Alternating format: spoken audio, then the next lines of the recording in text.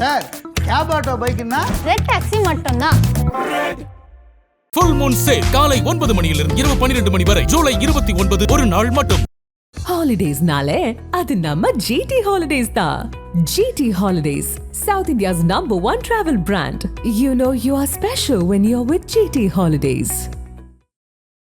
ஆதானையர்களுக்கு அன்பு வணக்கம். இன்று நம்மோடு மூத்த பத்திரிகையாளர் திருமிகு அப்துல் முத்தலீஃப் அவர்கள். வணக்கம் முத்தலீஃப் சார். வணக்கம் சார். காக்ரோச் ஜனதா பார்ட்டி ஒரு மிகப்பெரிய வெற்றி. போராட்டத்தின் வாயிலாக தர்மேந்திர பிரதான் தன்னுடைய பதவியை ராஜினாமா பண்ணியிருக்காரு. பின்னாடி டீப் ஸ்டேட்லாம் இருக்குன்னு நீங்கள் சொன்னீங்க. அதையும் மீறி இளைஞர்களுடைய போராட்டமாக அதை நான் பார்க்குறேன். இளைஞருடைய போராட்டத்திற்கு மத்திய அரசு செவிசாய்த்து ராஜினாமா பண்ணியிருக்காங்க. இந்த டெவலப்மெண்ட்டை நீங்கள் எப்படி சார் பார்க்குறீங்க, எப்படி புரிஞ்சுக்கணும்? அதாவது மத்திய அரசுடைய அந்த ஒரு போக்கு இருக்குல்ல, ஒரு விஷயம் நடக்குது, அது அப்போவே நடவடிக்கை எடுத்துருக்கலாம். இப்போ எடுக்கிற நடவடிக்கை அப்போவே எடுத்திருந்தா இவ்வளோ பிரச்சனைக்கு வந்திருக்காது. நீங்கள் காக்ரோச் ஜனதா பார்ட்டிலாம் பெருசாக நீட் மேலாம் அக்கறைலாம் கிடையாது. அவங்க அந்த அபிஜித் அவன் அமெரிக்காவில் இருக்கிறான். அவனுக்கு ஏதாவது அவன் ஆம் ஆத்மியுடைய சோஷியல் மீடியா பார்த்துருந்தவன், அவனுக்கு அரசியலில் ஏதாவது பண்ணணும் அப்படி இப்படின்னு ஒரு இது. அப்போ இந்த நல்ல வாய்ப்பாக அவர் தலைமை நீதிபதி சொன்ன வார்த்தையை பயன்படுத்திட்டு காக்ரோச் ஜனதா பார்ட்டின்னு தொடங்குறான். அந்த ஜனதா பார்ட்டி கூட நீங்கள் நான்லாம் கட்சி தொடங்கினாலாம் அவ்வளோ பேர் சேர மாட்டாங்க. அப்போ அதுக்கு பின்னாடி பெரிய ஒர்க் பண்ணணும். அந்த வெப்சைட்டை உருவாக்கிறதுக்கே பல லட்சம் ரூபா, கோடியில் கூட ஆகும். ஏன்னா 2.5 கோடி பேர் உள்ளே சேர்றான், அந்த ஸ்பேஸு மற்ற விஷயங்கள் எல்லாம். அப்போ இதுக்கு பின்னாடி பெரிய அளவில் நிதி மற்ற விஷயங்கள்லாம் இருக்குது. அண்ணன் இருந்தது அமெரிக்காவில் 2-3 வருஷம் போய் செட்டில் ஆகிட்டார். அப்போது இந்தியாவுக்குள்ளே பிரச்சனை ஏற்படுத்தணும்னா அண்ணனெல்லாம் எப்படிலாம் பயன்படுத்துவாங்க, வாங்சுக்கு எப்படி பயன்படுத்துவாங்கலாம் தனி கதை. ஓகே சார், எல்லாமே ஓகே சார்.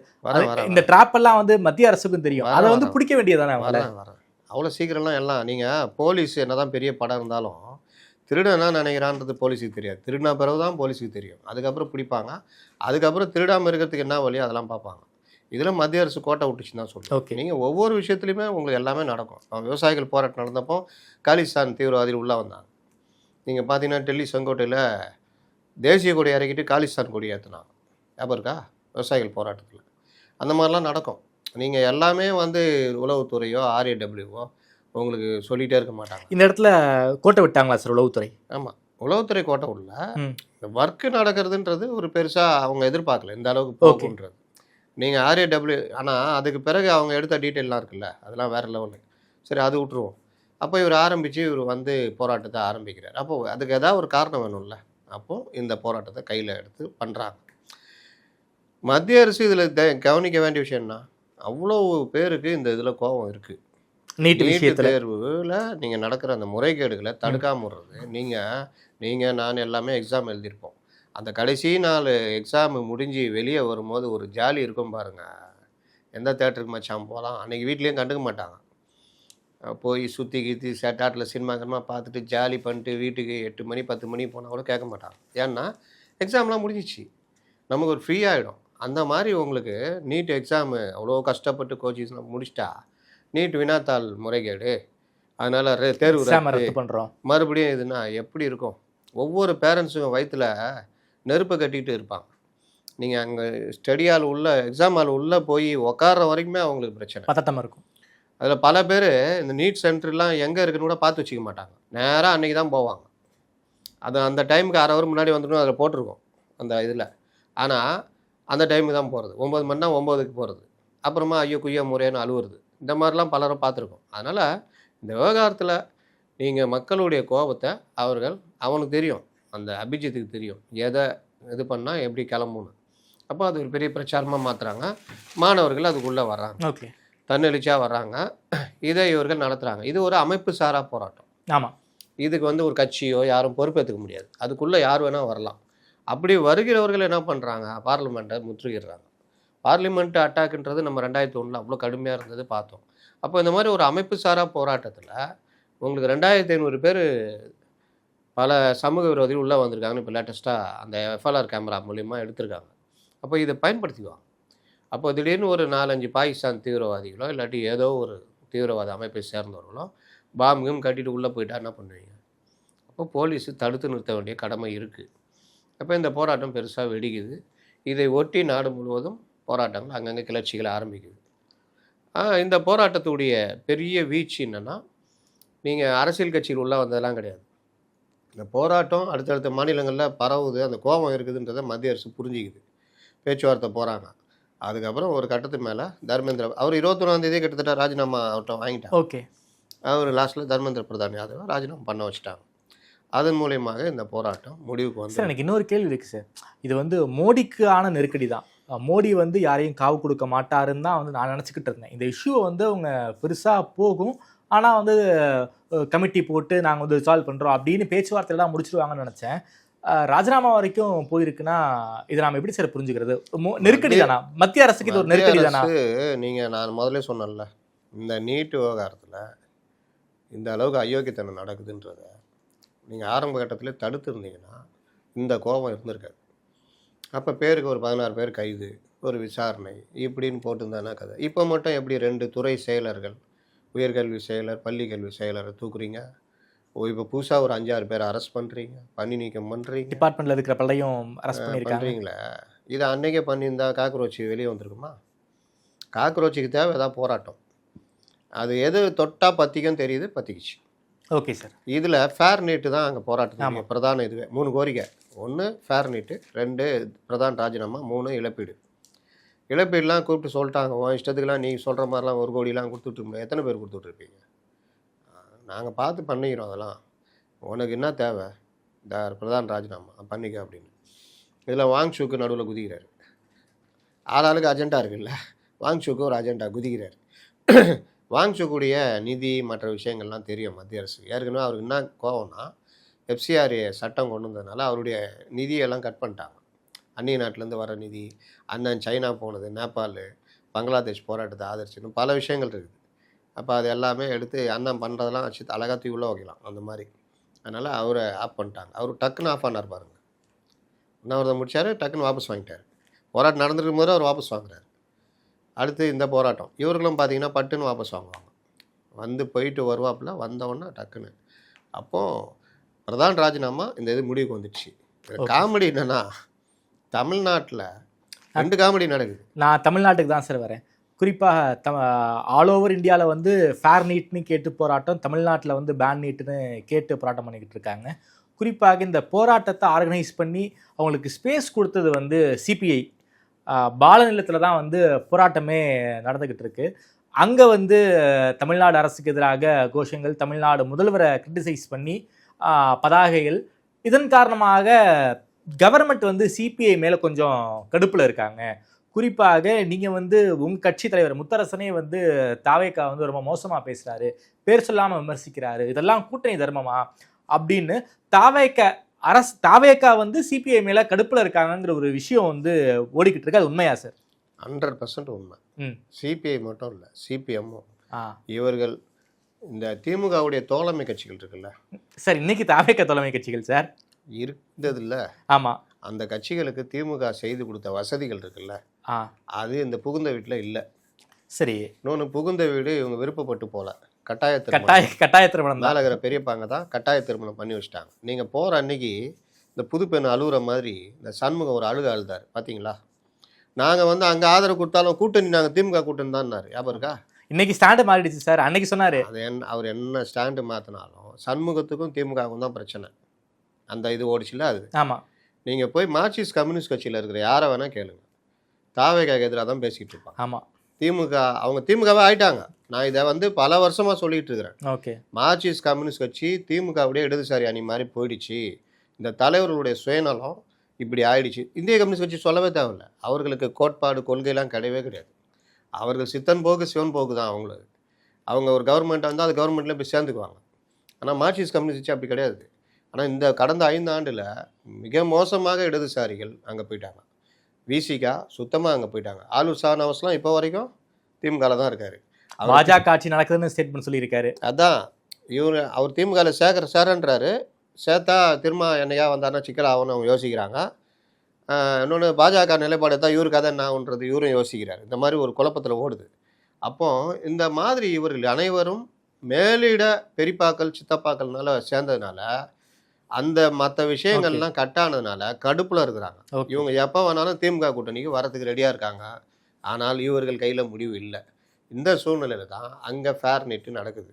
அங்கே ஒரு தலைவர் இருக்கிறார்ல, காமெடி தலைவர் ராகுல் காந்தி, அவர் இந்த விவகாரத்தில் பார்லிமெண்ட்டில் எதிர்க்கட்சி தலைவராக வச்சு செஞ்சுருக்கணும். ஆமாம், லட்டு மாதிரி கிடைக்குது. என்னையா பண்ணுறீங்க? பார்லிமெண்ட்ல கோட்டை விட்டு பிரைம் மினிஸ்டர் வீட்டை போய் கோட்டை விடல, இவர் வேலையே இதுதான். நீங்கள் பீகாரில் அவ்வளோ பிரச்சனை இருக்கும், மக்கள் பிரச்சனை இருக்கும். அதை விட்டுட்டு ஓட் ஷோர்னு இந்த மாதிரி பொருந்தாத விஷயங்களை செய்கிறது தான் ராகுல் காந்தியுடைய வேலை. அதில் ஒன்று தான் நீ போயிட்டு பிரதமர் இவருக்கு நீ உனக்கும் மோடிக்கும் பிரச்சனை இருக்குன்னா தனியாக தள்ளி வச்சுக்கோங்க. மக்கள் போராட்டம் மாணவர் போராட்டம் நடக்குதுன்னா அதை நீ ஒரு எதிர்கட்சி தலைவரா பார்லிமெண்ட்ல அடின்னு அடிச்சு நல்ல ஸ்பேஸ் வாங்கிருக்கும். ஆல் ஓவர் இந்தியால ராகுல் காந்திக்கு லைம்லைட் கிடைச்சிருக்கும். நீங்க அப்ப இவங்க பதில் சொல்ல வேண்டிய நிர்பந்தம் வந்திருக்கும். இவங்களுக்கு என்ன பயம்னா நீங்க அதையும் தாண்டி காக்ரோச் ஜனதா பார்ட்டி நீங்க சொன்ன மாதிரி அமைப்பே கிடையாது, கட்டமைப்பே கிடையாது. இதை காங்கிரஸ் கட்சி பண்ணிருந்தீங்கன்னு வச்சுக்கோங்களேன், காங்கிரஸ் கட்சிக்கு வந்து ஒரு மிகப்பெரிய கிரெடிட் வந்திருக்கும். காங்கிரஸ்கார சந்தோஷமா இருப்பான். அவன் பார்லிமெண்ட் போக முடியாது, ரோட்ல போறான். ஆமா, நீ பார்லிமெண்ட் ஆளு, பார்லிமெண்ட்ல அவனுக்கு ஆதரவா பேசணும். இல்ல பார்லிமெண்ட்லயே போராடி இருக்கணும். நீங்க வந்து காக்ரோச் ஜனதா பார்ட்டிக்கு இணையா இந்தியா முழுக்க இருக்க தொண்டர்களை திரட்டி மத்திய அரசுக்கு நெருக்கடி கொடுத்திருக்கணும். அதையும் நீங்க கோட்டை விட்டீங்க. மாதிரி எல்லாம் காமெடி பண்ணக்கூடாது சார். காங்கிரஸ் கட்சியில அண்டர் எஸ்டிமேட் பண்ணாதீங்க சார். நான் பண்றேன் சார். இந்தியாவை ஆண்ட கட்சி சார், ஆண்ட கட்சி தாங்க, அவ்வளவுதான். இந்தியாவை ஆண்ட கட்சி மேற்கு வங்காளத்தை ஆண்ட கட்சி காங்கிரஸ், மேற்கு வங்காளத்தை ஆண்ட கட்சி கம்யூனிஸ்ட். இன்னைக்கு அங்கே எந்த இடத்துல இருக்காங்க? இந்தியா முழுதும் கம்யூனிஸ்டில் 55 MP சீட் வச்சுருந்தாங்க. இப்போ எங்கே இருக்காங்க? இதெல்லாம் வந்து அவர்களுடைய நிலைப்பாட்டில் இன்றைக்கி ஒன்றும் இல்லாமல் போயிட்டாங்க. ராகுல் காந்திலாம் எதாவது இதை உள்ளே போடுறாரு. ராகுல் காந்தி இதை வச்சுக்கிட்டு நம்ம எதாவது சாதிக்க முடியுமா? ஏன் இங்கே திமுக உட்காந்து கையில் எடுக்குது? இதை வச்சுக்கிட்டு நம்ம எதாவது பண்ண முடியுமா? ஏன் பால நிலத்தில் இடம் கொடுக்குறாங்க? இந்த இளைஞர்கள் நம்ம சைடில் அதில் எல்லாரும் தூண்டியில் வச்சு போட்டு ஆனால் எங்கே போராட்டம் நடத்தணும்? திமுகவோ இல்லை இவர்களோ காக்ரோச் போராட்டத்துக்கு ஆதரவாக அந்த மாணவர்கள் பிரச்சனை, நீட்டு பிரச்சனையை பார்லிமெண்ட்டில் அவரவர்கள் ரெப்ரசன்டேஷனாக பேசணும். ஆனால் இவர்களுக்கு தான் சம்சா கட்லெட் சாப்பிட்றது தானே. நீங்கள் இன்னையோட 20ஆம் தேதி ஆரம்பிச்சு இன்னோட 25 6வது நாள் இன்னைக்கு. இன்னை வரைக்கும் பார்லிமெண்ட் நடத்த விடாமல் பண்ணுறாங்க. நேரத்தே முடிஞ்சு போன நீட்டு பிரச்சனைக்கு இன்னைக்கு பெரிய பிரச்சனை பண்ணி வெளியில் போகிறாங்க. இதுதான் இவர்கள். இதெல்லாம் மக்கள் பார்த்துக்கிட்டு இருக்கிறாங்க. இன்னைக்கு சபை முடங்கி இருக்கு. இதெல்லாம் மக்கள் பார்க்குறாங்க. ஒரு நாள் பார்லிமெண்ட்டை முடங்கினா எவ்வளோ பிரச்சனைன்னு கவலையே படுறதில்ல. இந்த ஸ்கூல் பசங்க காலேஜ் ஸ்கூலில் இருக்க வரைக்கும் ஒழுங்காக இருப்பானுங்க. காலேஜ் போனோன்னா அன்னன்னைக்கு ஏதாவது சினிமா மச்சான் நல்ல படம் வந்துருக்குடா இருடா டக்குன்னு சார் ஸ்ட்ரைக் சார் அதுன்னு சொல்லிட்டு போயின்னே இருப்பாங்க. எங்கள் காலத்தெல்லாம் நடந்தது. நாங்கள் போய் ஃபஸ்ட் இயர் ஸ்டூடெண்ட்டை செகண்ட் இயர்லாம் போய் சார் ஸ்ட்ரைக் சார் எல்லாம் வெளியே கூப்பிட்டு வருவோம். அந்த மாதிரிலாம் அந்த காலத்தில் தான் நடந்தது. இப்போ நடக்குதா தெரில. அப்போது அந்த ஒரு ஃப்ரீடம் கிடைக்குதுல்ல ஸ்கூல்லேருந்து அதை மிஸ்யூஸ் பண்ணுறது. படிக்கிற நேரத்தை காலேஜ் அந்த பெரிய கட்டடம் செலவு ப்ரொஃபஸரு எல்லாத்தையும் வீணடிச்சிட்டு சினிமாவுக்கு போகிறோம். ஓகே, இதே தான் நீங்கள் பார்லிமெண்ட்டில் இவர்கள் பண்ணிக்கிட்டு இருக்கிறாங்க. இது ஒன்று. இங்கே தமிழ்நாட்டில் இப்போ நீங்கள் கேட்டீங்க பாலன் இல்லத்தில் இடம் கொடுத்தாங்கன்னு. இவர்களுக்கு என்ன பிரச்சனைனா இவ்வளோ பெரிய போராட்டம் நடக்குது, நம்ம இதில் இளைஞர்களை நம்ம கலந்துக்கிட்டால் நம்மக்கிட்ட வந்துடுவான்னு ஆளாளுக்கு டைஃபி SFI அவங்க தனியாக குதிக்கிறாங்க. இத்தனைக்கும் ஆளுங்கட்சி இது எனக்கு என்னென்னு போய் போராட்டம் பண்ணுறாங்க. நீங்கள் சண்முகமே முதலமைச்சராக இருந்தாலும் இந்த மாதிரி பண்ணால் போலீஸ் வந்து கைது பண்ணும். அனுமதி இல்லாமல் எங்கேயாவது போய் பண்ண நாளைக்கு செக்ரட்டரியேட் முட்டுருக்கு இந்த அறிவு இல்லாத அறிவு போனார்ல அந்த மாதிரிலாம் நடந்தால் அரெஸ்ட் பண்ணுவாங்க. அரெஸ்ட் பண்ணினா தூக்கி அந்தமான் சிறைக்கு அனுப்ப போகிறாங்க. ஈவினிங் விட்டுருவாங்க. அதுக்கே சண்முகம் என்ன சொல்கிறாரு, இப்படியெல்லாம் பண்ணால் எங்கள் ஆதரவை மறுபரிசீலனை பண்ண வேண்டியிருக்கும். சார் கனகராஜன் கிட்டத்தட்ட இதே மாதிரியான ஸ்டேட்மெண்ட்டை சொல்லியிருக்காரு சார். விஜயனுடைய மௌனத்தை எங்களால் சகிச்சுக்கொள்ள முடியாது. தாவேக ஆட்சி அமைந்ததுலேருந்தே வந்து போலீஸ் வந்து ரொம்ப கட்டுப்பாடற்று செயல்பட்டு இருக்காங்க. போராட்டத்தில் எப்படி வந்து மாணவர்களை வந்து மேன்ஹேண்டில் பண்ணாங்க அதுதான் சாட்சி. இதுக்கு வந்து விஜய் வந்து ஏதாவது பேசணும், மௌனமாக இருக்காரு, இந்த மௌனத்தை எங்களால் சகித்துக்கொள்ள முடியாதுன்னு வந்து சொல்லியிருக்காங்க. CPMலேருந்தே சொல்லியிருக்காங்க. கனகராஜ் என்கிட்ட கோட் பண்ணுறீங்கல்ல, அப்போ நான் கனகராஜ் பற்றி சொல்லுவேன். எனக்கு அதுக்கு உரிமை இருக்குது. நீங்கள் பேசலை, நான் தான் பேசுகிறேன். கனகராஜ் என்கிற நபரும் சு வெங்கடேசன் போன்றவர்களும் அருணன் போன்றவர்களும் வீரபாண்டியன் மத்திய அரசு ஊழியர் சங்க தலைவர் இவர்கள் எல்லோருமே திமுகவுடைய இடதுசாரி அணிகளாக மாறி ஆண்டு கணக்கில் ஆகுது. நீங்கள் யாரையாவது புதுசாக கொண்டு போய் கனகராஜ் பேட்டி முன்னாடி உட்கார வச்சு கேளுங்க, சார் திமுககாரர் நல்லா பேசுகிறாருன்னு வாங்க. ஒரு கட்சியே அகில இந்திய முடிவுகளின்படி இன்னொரு தலைமைக்கு ஆதரவு கொடுத்துடுச்சு. அந்த அரசுக்கு ஆதரவாக அல்லது அந்த அரசுக்கு துணையாக இருக்கிறது தான் கூட்டணி தர்மம். உங்களுக்கு என்ன இன்னை வரைக்கும் மனசு மாற மாட்டேங்குது, என்ன பிரச்சனை? அதனால தான் சொல்கிறேன், இவர்கள் எல்லோருமே இன்னும் திமுகவுடைய இதை விட்டு வெளியே வரல. நான் இன்னொன்று கேட்குறேன், மார்க்சிஸ்ட் கம்யூனிஸ்ட் கட்சிக்கு கேரளாவில் என்ன போராட்டம்? டைஃபி SFI என்ன போராட்டம்? நீட்டுக்கு எதிராக தான் போராடிக்கிட்டு இருக்கு. என்ன போராட்டம்? ஃபேர் நீட்டு தான். இங்கே பேன் நீட். யார் கொண்டு வந்தா பேன் நீட்டு? திமுக. உங்களுக்கு என்ன திமுக மேலே அவ்வளோ காதல்? நீங்கள் தேசிய கட்சி தானேங்க. அதனால் மாநிலத்துக்கு மாநிலம் மாறுபடுமா? கேரளாவில் ஃபேர் நீட் நடத்துகிறாங்க, டைஃபி எஸ்எஃப்ஐ. இங்கே வந்து பேன் நீட்னா நீங்கள் என்ன இங்கே திமுக தலைமை கீழே இருக்கீங்களா? டைஃபி எஸ்எஃப்ஐ யாருங்க உங்களுக்கு தலைவர்? அகில இந்திய வாலிபர் சங்கத்துடைய தலைவர்களா இல்லை ஸ்டாலினா? அப்போ இங்கே ஒரு கோரிக்கை, அங்கே ஒரு கோரிக்கை. 5 வருஷமாக என்னங்க பண்ணுறீங்க? திமுக ஆட்சி நடந்ததில்ல, அன்றைக்கி இந்த டைஃபியும் எஸ்எஃப்ஐயும் இந்த ஏஐஒய்எஃப்பும் ஏஏஎஸ்எஃப்பும் என்ன பண்ணீங்க? பேன் நீட்னு ஏதாவது சண்டை போட்டிங்களா? ரோட்டில் இறங்குனீங்களா? இந்த மாதிரி கவர்மெண்ட்டுக்கு எதிராக ஏதாவது பண்ணீங்களா? அப்போவும் அரெஸ்ட் பண்ணியிருப்பாங்க. பண்ணியிருந்தால் இந்த மாதிரி சண்முகம் இவனை அறிக்கை விட்டுருப்பீங்களா? ஸோ அரசுக்கு நெருக்கடி கொடுக்கணுங்கிறதுக்காக தான் இப்படி வேறு என்னங்க, 13 நாள் அந்த பெண்கள் போராடுறாங்க, நைட் அண்ட் டே அங்கே கிடக்குறாங்க, போய் கூட பார்க்கல, சும்மா சம்பிரதாயத்துக்கு போயிட்டு வந்துட்டு அன்றைக்கி நைட்டை அடித்து அவங்கள அப்புறப்படுத்துகிறாங்க. அன்றைக்கி சண்முகத்துக்கு கோவம் வந்துச்சா? நியாயமான வழியில் போராடுற இவங்களை வந்து இந்த மாதிரி போலீஸை வச்சு அப்புறப்படுத்துறீங்களா? இது என்ன ஆட்சி? இந்த ஆட்சியை பற்றி நாங்கள் மறுபரிசீலனை பண்ணணும் வாய் திறந்தாரா அன்றைக்கி சண்முகம்? உங்களுடைய சங்கத்தையே கொடுக்கலையாங்க, சாம்சங் தொழிற்சங்கத்தையே கொடுக்கலையே. அன்றைக்கி நீங்கள் போய் முதலமைச்சர் நன்றி சொல்லிட்டு இருக்கீங்க, அங்கே பந்தலை பிரித்து அடித்து தோற்றுறாங்க. அன்னைக்கு கோவம் வந்துச்சா சண்முகத்துக்கு? தெரியுது அவருடைய அடிமை புத்தி. இதுதான் பிரச்சனை. பாலன் இல்லம் நீங்கள் கொடுத்தீங்க, எத்தனை பேர் உட்காந்தாங்க? முதல் நாள் ஒரு 15-20 பேர் இருக்கும், காக்ரோச் பார்ட்டி. அதில் பெரும்பாலும் நீட் எழுதின பசங்க எல்லாம் உட்காந்தாங்க. அடுத்த நாள் ஃபுல்லாக உள்ளே இறங்குறாங்க, எல்லா புரட்சியாளர்களும் உள்ளே இறங்குறாங்க, மெயினாக திமுக. அப்போ அந்த கோரிக்கை அங்கே எப்படி மாறுது?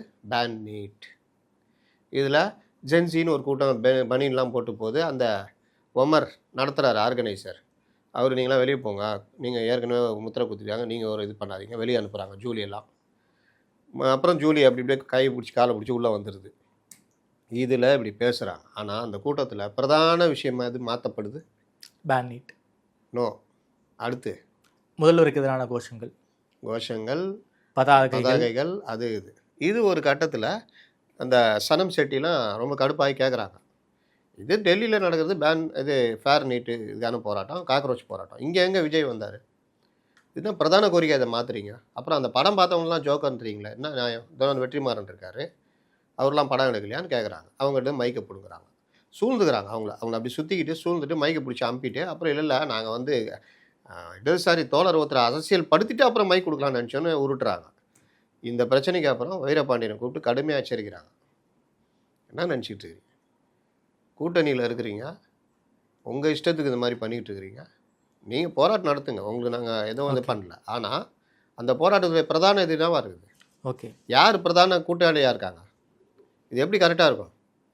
அப்படின்னோன்னா வீரபாண்டியன் வந்து அப்படியும் இல்லாமல் இப்படியும் இல்லாமல் அங்கேயும் வலிக்காமல் இங்கேயும் வலிக்காமல் நீங்கள் எல்லோரும் முதிர்ச்சியானவர்கள் அது இதுன்ட்டு படத்தை இங்கே இப்படிலாம் பேசுகிறாரு. இன்னொரு பக்கம் என்ன பிரச்சனை? பேன் நீட்டு, ஃபேர் நீட்டு. அங்கே இது முடிஞ்ச உடனே பட்டுன்னு வாபஸ் வாங்கிடுறாங்க. அவங்க வாபஸ் வாங்கிட்டு எல்லாம் கலைஞ்சிட்டாங்க, முடிஞ்சிச்சு. இங்கேயும் அதே மாதிரி சொன்னோன்னே அவங்க கலைஞ்சிட்டாங்க. இவர் அதெல்லாம் முடியாது, ஒரு டீம் மெரினா போய் போராடணும், இன்னொரு டீம் இங்கேயே உட்காந்து போராடணும்.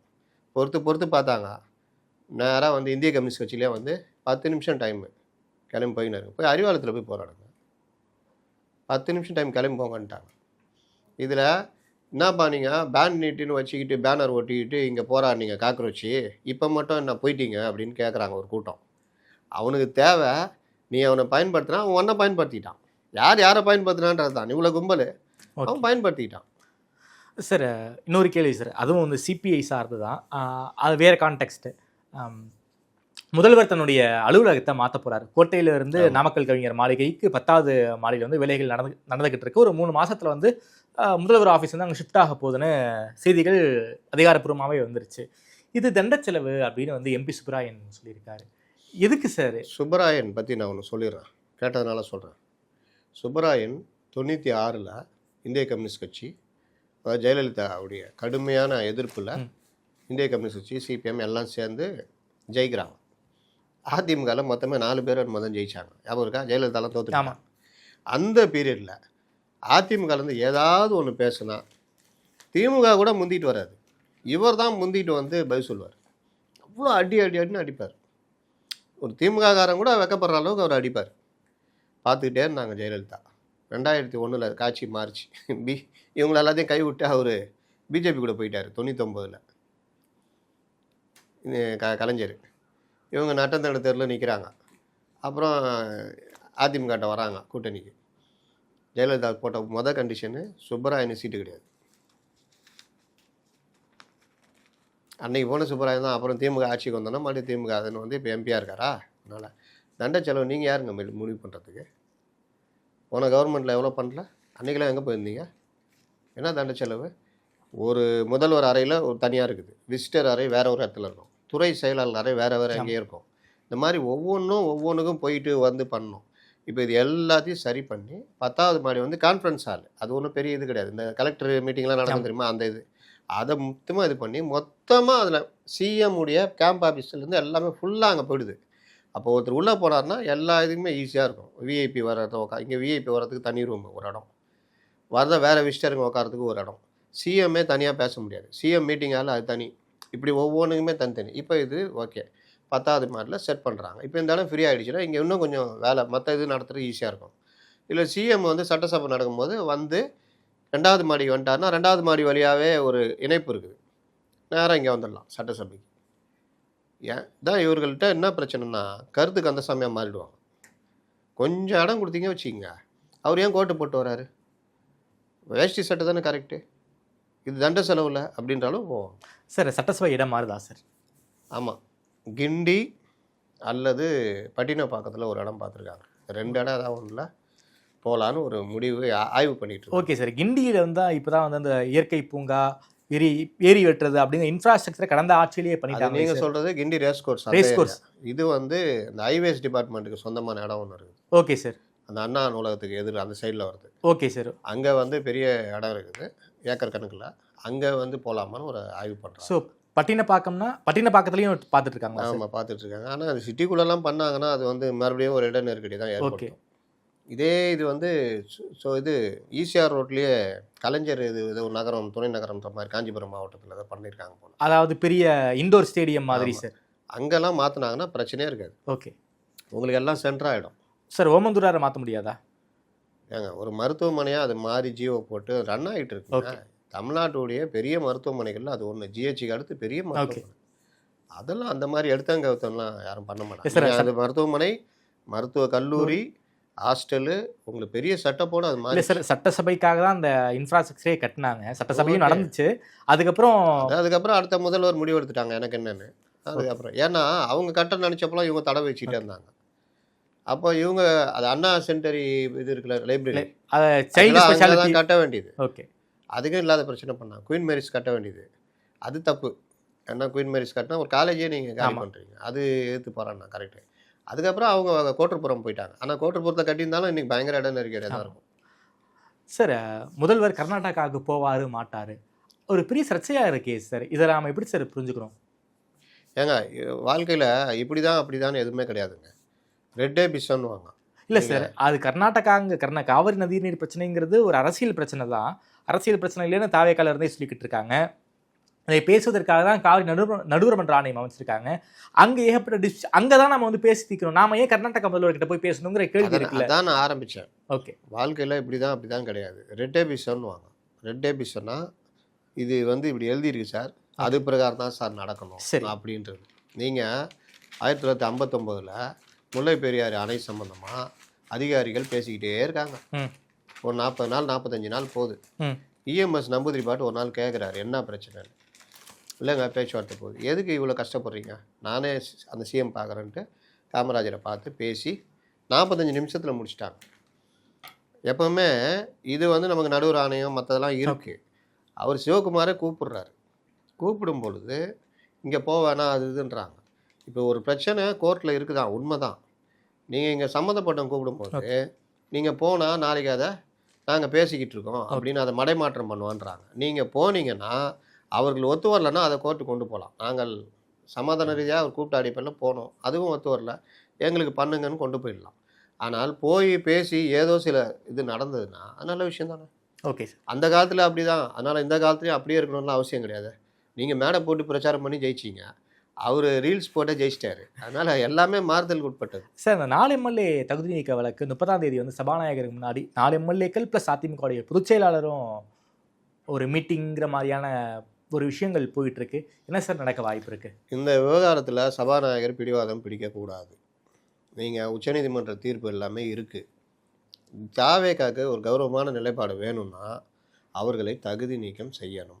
ராஜினாமா பண்ணிட்டாங்களே, எப்படி தகுதி நீக்கம் செய்ய முடியும்? அதெல்லாம் பண்ணலாம். தகுதி ராஜினாமாவை ஏற்கவில்லை, விசாரித்தேன், ஓகே, விசாரணை நடத்தினேன், அவர்கள் தரப்பிலும் இது பண்ணேன். உச்சநீதிமன்ற தீர்ப்பும் இருக்கிறது. அந்த அடிப்படையில் எனது விசாரணைகள் அடிப்படையில் இவர்கள் ராஜினாமாவை ஏற்பதை நிறுத்தி அவர்களை தகுதி நீக்கம் செய்கிறேன்னு கொண்டு வந்துடலாம். கௌரவமாக போயிடும். ஓகே, அதுக்கப்புறம் நீங்களே கூட அவங்கள நிற்க வச்சுக்கலாம். அதெல்லாம் பிரச்சனை. தகுதி நீக்கம் பண்ணால் நிற்கலாம், அது ஒன்றும் பிரச்சனையே கிடையாது. சார், செந்தில் பாலாஜி வழக்கம் மிகப்பெரிய அளவில் போய்கிட்டு இருக்கே சார். இடி வேற உள்ளே வருவதற்கு வாய்ப்பு இருக்குங்கிறாங்க.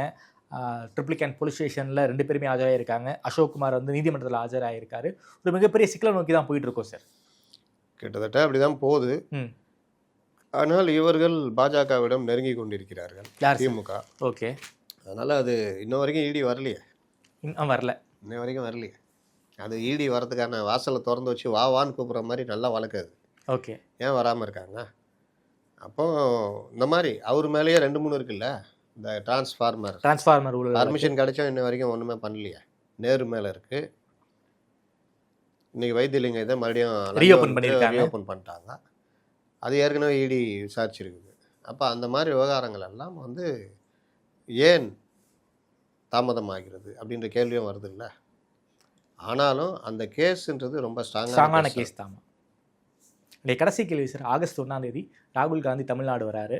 அதாவது தமிழ்நாடு அவருக்கு கிட்டத்தட்ட 40க்கு 40 அடிச்சு கொடுத்துரு இந்தியா கூட்டணிக்கு கடந்த காலங்களில். அப்போ கூட பெருசாக அவர் தமிழ்நாட்டை நோக்கி அவர் வரல. கேரளாவுக்கு வரும்போது ஊட்டியில் ஒரு தடவை வந்தார், அப்போ தான் போய் பார்த்தாங்க தேர்தல் பிரச்சார சமயம். இப்போது வராரு, முதல்வர் பதவியேற்பு விழாவுக்கு வந்திருந்தாரு. அதுக்கப்புறம் இப்போ வரப்போகிறாரு.